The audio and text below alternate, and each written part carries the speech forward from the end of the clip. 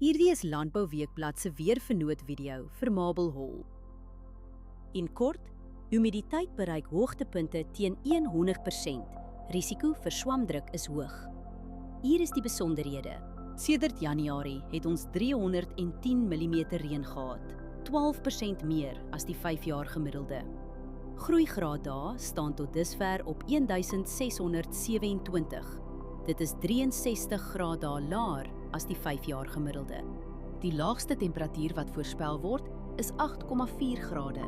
Die hoogste is 25,4 grade. Die grootste dag tot nagwisseling is sowat 17 grade, wat redelik groot is. Skerp wisselings van die aard stres die gewas en kan groei en blomontwikkeling beïnvloed. Geen reën word die week verwag nie. Al die vog kom uit besproeiing.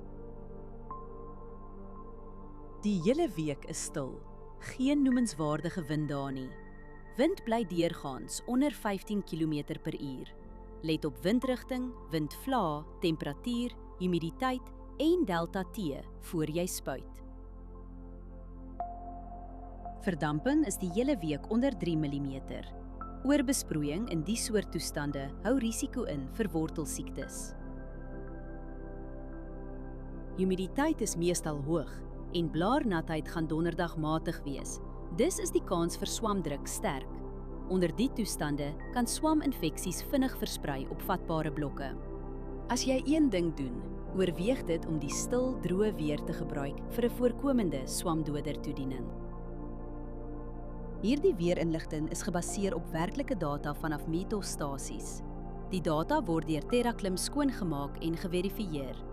KI-interpretasies word deur grondwaarheidsdata onderlê, aangedryf deur Villa Crop Protection.